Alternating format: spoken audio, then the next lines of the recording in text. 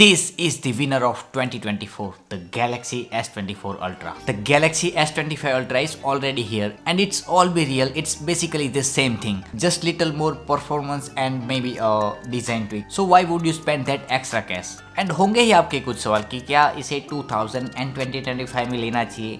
क्या ये आज भी विनर है? तो सारी बातें जानेंगे इस वीडियो में, so keep watching.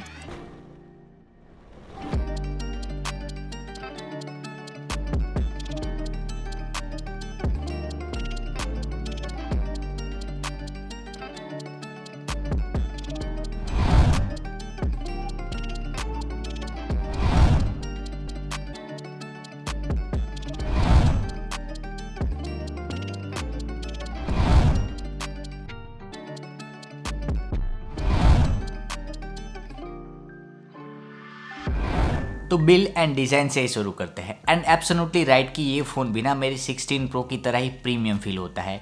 And Samsung ने जो इसके साइड फ्रेम में जो टाइटेनियम दिया है उसकी वजह से ना एक अलग ही प्रीमियम वाली वाइब आती है। एंड मुझे ना पर्सनली कर्व डिस्प्ले वाले फ़ोन बहुत कम पसंद है, तो मुझे ना ये फ्लैट डिस्प्ले ना बहुत अच्छी लगी। एंड इसकी डिज़ाइन जो कि सैमसंग भी एप्पल की तरह पिछले कुछ सालों से चलाते आ रहा है, हर साल बिल्कुल ना के बराबर चेंजेस होते हैं, but still I love this design, very minimal and premium. And अब ये डिज़ाइन ना सैमसंग की सिग्नेचर डिज़ाइन बन चुका है।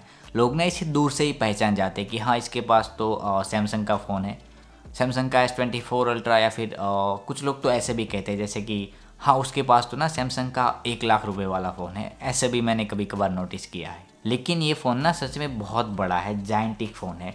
तो नो डाउट बड़े फ़ोन के भी कुछ अपने अलग फ़ायदे होते हैं, लेकिन उसके नुकसान भी बहुत सारे हैं। जैसे कि आप इसे एक हाथ से नहीं चला सकते, आप इसे 2 हाथ से ही चला सकते हो। एंड बड़ा फ़ोन होने की वजह से आप जब एक हाथ से चलाओगे तो डिस्कम्फर्ट भी फील होता है। एंड ये ना पॉकेट के अंदर भी बहुत बल्की लगता है। एंड इसके जो कॉर्नर है ना पॉकेट में भी बहुत ज़्यादा चुभते हैं, या फिर जब आप कोई गेम खेल रहे हो या फिर आप लंबे समय तक फ़ोन चला रहे हो, रील देख रहे हो, तो ये कभी कभार ना चुभता तो है। एंड बात करें इसकी ड्यूरेबिलिटी की, तो ये फ़ोन ना बहुत ही ज़्यादा ड्यूरेबल है। गोरिल्ला ग्लास आर्मर बहुत ही टफ है एंड स्क्रैच बिल्कुल ना के बराबर लगता है। एंटी रिफ्लेक्टिव कोटिंग तो है ही, उसकी बात थोड़ी आगे करते हैं। लेकिन साइड फ्रेम जो कि टाइटेनियम की ग्रेड 2 है, आपको पता होना चाहिए। आईफोन के अंदर एंड 25 अल्ट्रा के अंदर ग्रेड 5 दिया है, इसके अंदर ग्रेड 2 है। लेकिन इसका मतलब ये बिल्कुल नहीं है कि ये ना ड्यूरेबल नहीं है, सच में ये बहुत ज़्यादा ड्यूरेबल है। तो no doubt build and design के अंदर ये फ़ोन मेरे को बहुत अच्छा लगा। एंड ओवरऑल मैं इतना ही कहूँगा कि इसका जो नेम टैग है ना ये फुलफिल करता है, या इट्स ट्रूली अल्ट्रा। ओके, तो अभी बात कर लेते हैं सैमसंग के डिस्प्ले के बारे में। और देखो, मुझे नहीं लगता कि आपको शायद सैमसंग की डिस्प्ले के बारे में ज़्यादा बताने की ज़रूरत है। इवन एप्पल की डिस्प्ले भी सैमसंग खुद ही बनाता है, तो आपको पता ही होगा कि सैमसंग की डिस्प्ले ना एक क्लास लेवल की होती है। तो देखो, मुझे ना सिर्फ स्पेक दिखाकर रिव्यू ख़त्म नहीं करना, स्पेक सब आप खुद पढ़ लो, रियल एंड प्रैक्टिकल बातें मैं बताता हूँ। इसकी डिस्प्ले ना टॉप ऑफ द लाइन है, दी बेस्ट डिस्प्ले भी आप कह सकते हो। बात चाहे ब्राइटनेस की हो, कलर एक्यूरेसी की हो, या फिर डिस्प्ले की शार्पनेस की हो, हर जगह पे ये किल कर जाती है। तो इसकी वजह से ना सैमसंग की डिस्प्ले के अंदर जो कंटेंट वाचिंग एक्सपीरियंस है ना वो नेक्स्ट लेवल निकल के आता है। डिस्प्ले वाइब्रेंट है, पंची है, लेकिन ओवर स्ट्रक्चर बिल्कुल नहीं है, जो शायद पिछले कुछ मॉडल में हुआ करता था, लेकिन इसमें अब वो बिल्कुल फिक्स हो चुका है। एंड ब्राइट भी बहुत ही ज़्यादा है। मेरे को आउटडोर के अंदर हार्श सनलाइट के अंदर भी ना ये डिस्प्ले बहुत अच्छे से विजिबल होती है। विजिबिलिटी को लेकर कोई इशू नहीं है। एंड इसके अंदर आपको पता ही होगा कि एंटी रिफ्लेक्टिव कोटिंग है, वो ना 90% रिफ्लेक्शन को कट कर देता है। तो उसकी वजह से ना हार्श सनलाइट के अंदर भी आपको ना डिस्प्ले क्लियर विजिबल रहती है। आप साइड बाय साइड देख सकते हो कि ये कितनी रिफ्लेक्शन को कट कर दे रहा है। एंड बात करते हैं इसके स्पीकर के बारे में, तो नो डाउट इसके स्पीकर बहुत ही अच्छे हैं, क्लियर है, लाउड है, एंड इसके अंदर बेस भी फील होता है। मैंने अपने 16 प्रो से कंपेयर किया, उससे शायद थोड़ा सा मैं कम कहूँगा, लेकिन फिर भी ये बहुत ही अच्छे हैं इसके speaker. And in display fingerprint तो है ही अल्ट्रासोनिक, सुपर फास्ट, बहुत एक्यूरेट है एंड फास्ट है। एंड एक और फीचर जो कि मेरे को ना पर्सनली बहुत अच्छा लगा, आप जैसे यूट्यूब के अंदर जाओगे एंड यहाँ पे टेक यूई लिखोगे ना, यहाँ पर आपको एक सब्सक्राइब का बटन दिखता है, वो आपको दबा देना है। बताना पड़ता है यार, कुछ लोग करते ही नहीं है। और देखो, we are close to 500 and बहुत जल्दी 1K भी हो जाएंगे, अपनी चैनल भी मोनेटाइज हो जाएंगी। और नो डाउट आपने बहुत बढ़िया प्यार दिया है एंड लोग बहुत अच्छे अच्छे कमेंट भी करते हैं एंड कुछ सवाल भी पूछते हैं। तो यहाँ पे भी आपको कोई सवाल है तो आप मेरे से कमेंट करके पूछ सकते हो, मैं रिप्लाई ज़रूर दूंगा। तो चलिए बात करते हैं थोड़ी परफॉर्मेंस के बारे में। Snapdragon 8 Gen 3 still offer flexible power in 2000 and 2025 and आपको पता ही होगा कि ये नॉर्मल 8 Gen 3 से ना थोड़ा सा अलग है, और नॉर्मल वाले से थोड़ा सा ओवरक्लॉक है, तो शायद थोड़ी सी ज़्यादा परफॉर्मेंस देगा। जैसे मैं हमेशा कहता हूँ कि सिर्फ आपको ना प्रोसेसर नहीं देखना, स्टोरेज टाइप एंड रैम भी देखनी होती है। तो यहाँ पर भी आपको कोई दिक्कत वाली बात नहीं है। UFS 4 एंड LPDDR5X की रैम मिलती है जो कि बहुत ही ज़्यादा पावर निकालती है। तो बात करते हैं रियल वर्ल्ड एक्सपीरियंस की, तो यहाँ पर भी आपको कहीं से भी निराश नहीं करेगा। फिर चाहे आप हैवी गेमिंग करो या डे टू डे टास्क, सारे टास्क को ना ये आराम से झेल लेता है। तो देखो, normal day to day task के अंदर तो आपको कहीं पर भी कोई प्रॉब्लम नहीं होने वाला, 99% टाइम परफेक्ट चल जाएगा। लेकिन बात करें हैवी गेमिंग की, तो हाँ, मैंने इसके अंदर मल्टीपल गेम भी ट्राई की। जैसे मैं हमेशा जेंसन इम्पैक्ट ट्राई करता हूँ एंड BGMI ट्राई करता हूँ। तो जेंसन इम्पैक्ट के अंदर तो आपको पता होगा कि 60 FPS मिलता है, वहाँ पर भी बहुत अच्छा स्मूथ एक्सपीरियंस था। लेकिन बात करें BGMI की, तो यहाँ पर भी आपको 120 FPS अनलॉक मिलता है। एंड हाँ, सच में 120 FPS की गेमिंग करवाता है। मैंने बहुत लंबे सेशन तक इसमें गेमिंग की एंड अच्छे से कांस्टेंट FPS निकाल के देता है। एक वक्त पे ना बहुत ज़्यादा गर्म होते टाइम शायद थोड़ा बहुत FPS फ्लक्चुएट करे, बट नॉर्मल कंडीशन के अंदर तो इसे कोई दिक्कत नहीं होती। तो मैं कह सकता हूँ कि BGMI के अंदर ना ये प्रॉपर 120 FPS की गेमिंग करवा देगा। तो मतलब आप ना हैवी गेमर हो ना, तो यहाँ पर भी आपको कोई इशू नहीं होने वाला।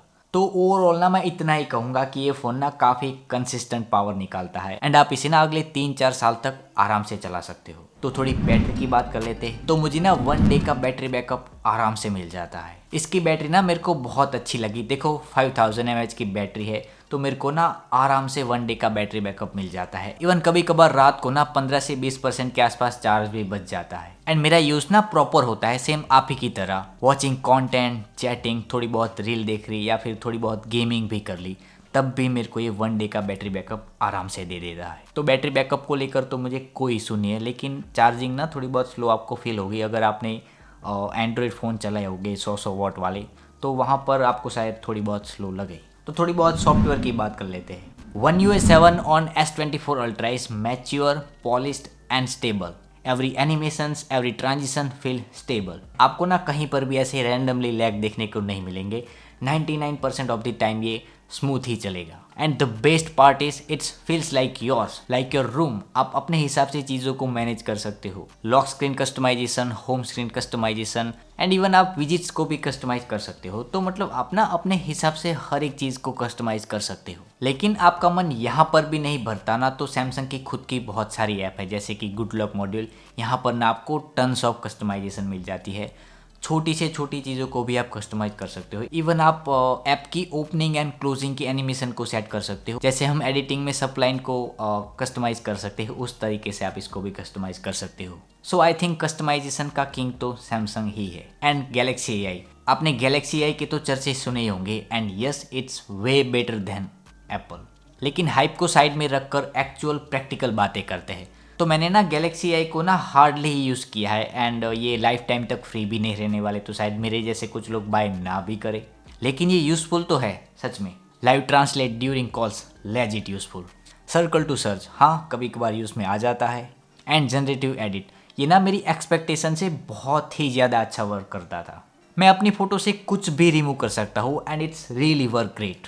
तो AI के मामलों में तो शायद सैमसंग ही बेस्ट है। लेकिन थोड़े बहुत ब्लोटवेयर तो देखने को मिलते हैं। हाँ, ज़्यादातर तो सैमसंग के खुद के ही है एंड कुछ यूज़फुल भी है, लेकिन वो ना बहुत सारे हैं, तो शायद सारे मेरे काम ना आए। But where Samsung really wins is update. 7 years of software and security update, and that's insane.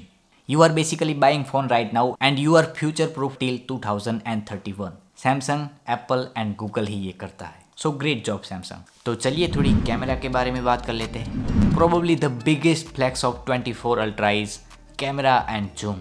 Main sensor 200 megapixel. सुनने में भले ही ये मार्केटिंग लगे, लेकिन सच में ये अच्छा है। Photos are sharp, dynamic range is excellent and Samsung finally dial down to the over processing. Skin tone, हाँ सच में बहुत अच्छे निकल के आते हैं। आप खुद देख सकते हैं, बहुत अच्छे स्किन टोन होते हैं। जूम गेम, इस बार 5x एंड 10x का ऑप्टिकल जूम दिया है एंड एक 3x का अलग से लेंस है।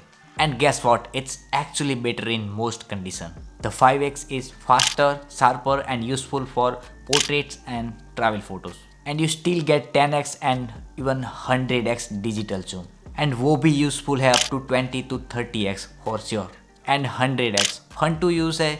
बहुत दूर की चीज़ों को भी ये जूम कर सकता है एंड सच में वो रिजल्ट ना अच्छे होते हैं, यूजफुल होते हैं। Photo and landscape and micro photo is really good, आप खुद देख सकते हैं। वीडियो परफॉर्मेंस, वीडियो भी फ्लैगशिप लेवल की निकल के आती है। 4K 60 FPS is crisp, stable and great for creators. Even 8K का भी सपोर्ट मिलता है, लेकिन रियल वर्ल्ड में शायद सब लोग इसका इस्तेमाल ना करें, बट 8K का सपोर्ट है, वही बहुत अच्छी बात है। लेकिन इम्पोर्टेंट ये है कि वीडियो स्टेबल आती है, कलर एक्यूरेट है एंड ओवरऑल ना बहुत अच्छी वीडियो निकल के आती है। Selfies are sharp with a good balance of contrast and background blur. And yes, front camera से भी आप 4K 60 FPS तक वीडियो शूट कर सकते हो। तो फाइनल वर्डिक्ट में तो मैं इतना ही कहूँगा। तो अगर आपको ना कैमरा ज़्यादा मैटर करता है या फिर आप डेली मूवमेंट या फिर कंटेंट शूट करते हो ना, तो S24 Ultra is one of the best camera phone out there and specially for the price. Okay, तो मैं अभी आपको ना फाइनल वर्डिक्ट दे देता हूँ। देखो, S24 Ultra ना अब 1 साल पुराना हो चुका है, लेकिन फील ना आज भी ये फ्लैगशिप वाली देता है। फील के मामलों में ना कोई प्रॉब्लम नहीं है, मैं खुद इसे फील के पूरे नंबर दूंगा। Powerful performance, reliable camera, stunning display and UI smooth and stable है, सब कुछ टॉप नॉच मिल जाता है। हाँ, S24 Ultra आ चुका है, बट उसके लिए एक्स्ट्रा पैसा ज़रूरत नहीं लगी। अगर स्मार्ट डिसीजन लेना है ना, तो S24 Ultra is still the real deal. Numbers change हुए हैं, इम्पैक्ट नहीं। सच में।